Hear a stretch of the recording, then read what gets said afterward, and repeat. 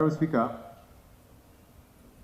I rise to second the motion to pay tribute to our departed colleague, the late Honorable Apollo Stella Isodo, former woman member of Parliament for Ngora District.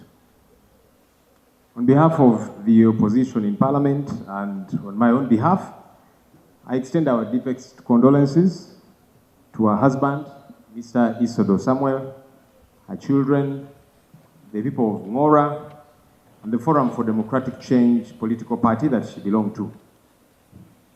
Right Honorable Speaker and colleagues, the sudden death of Honorable Isodo at just about 51 years is tragic and deeply painful. It comes at a moment when Uganda has barely emerged from a highly contentious election marked by killings, abductions, torture, and widespread fear among citizens who dared to participate democratically. Honorable Isodo was no politician of convenience. As a committed opposition leader, agriculturalist, and member of the Committee on Agriculture, she consistently championed the issues of farmers, women, and youth, the backbone of our nation, whose voices are too often sidelined. Her leadership rested on integrity, courage, and genuine closeness to her people. Honorable Isodo was a gentle soul, but very firm on her stance about the kind of country she desired to see as a leader and as a citizen. She desired to see a truly democratic state, a Uganda where the rule of law is respected, where no one is above the law. Honorable Isodo desired a country where the voice of the people is respected through the ballot, where leaders don't seek to occupy office at all costs, regardless of the implications. Honorable Isodo did not get a chance to campaign because she was bedridden throughout the campaign season. But knowing her desire for a functional democracy, she would be pained by what transpired in the run-up to our elections. The brutality occasioned on candidates and their supporters, the denial of certain candidates room to freely campaign, the ill treatment of the media, the killings of people, the tear gas, and much more that tainted the image of our country. Honorable Isodo would even be more saddened by what transpired on 15th January as the country held its presidential and parliamentary elections. She would be bothered by the arrest of leaders and polling agents so that in their absence, presiding officers and polling assistants would critique ballot papers in favor of particular candidates. Honorable Locke, with due respect, can we stick to the objective of the sitting? On Tuesday, we have a sitting, we can discuss that. Let's first talk about my sister Isodo, and then we shall come and pour out our hearts on the election in the next sitting. For now, let's talk about Stella. Right, Honorable Speaker, I'm seconding a motion about a leader who I led on this side. I knew her aspirations, so I'm talking about somebody that I knew as well. So I ask that I be given room to talk about my colleague.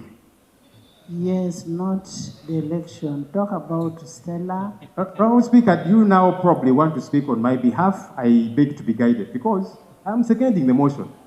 And I'm speaking about my colleague who I knew, whose heart I knew, whose aspirations I know. So except if somebody wants to speak on my behalf, I ask that I be given room to speak, as long as what I'm saying is not unparliamentary. Thank you, Right Honorable Speaker. Honorable Locke, and I'm saying this with respect. We are paying tribute to a fallen colleague. Let's talk about her legacy. On issues of politics, we will come back and talk about politics in this house. Honorable Speaker, we are paying tribute to a politician. A politician who has been part of us. Everybody is going to have a chance to say what they would like to say about her. I am saying what I am saying about her through the lenses that I knew her. I don't know why I am being bad and why I'm being stopped from speaking about my colleague leader.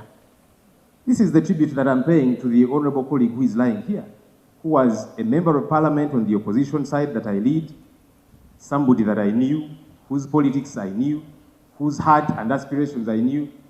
Please allow me to pay tribute to my honorable colleague.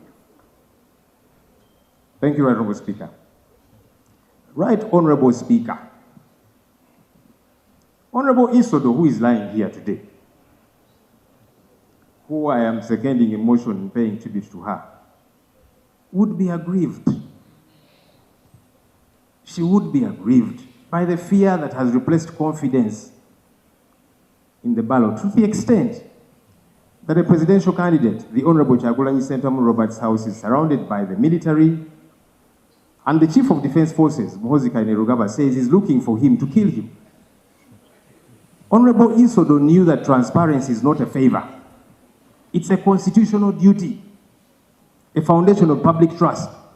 She therefore would be astounded at how the Electoral Commission kept reading results from a computer without making clear reference as to where and which districts these results are coming from, all of which was intended to keep the people of Uganda in the dark regarding the choices they made about their leaders. Honorable Speaker, in honor of Honorable Stella Isodo, who believed in peaceful democratic contest, this Parliament must demand that the Electoral Commission publish all polling station results on its official website.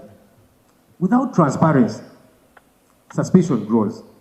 Without accountability, is that amendment we are making participation feels futile. Are we making that amendment on the prayers? Yes, because this is my secondment, and it can be accepted or thrown out, but it is my tribute.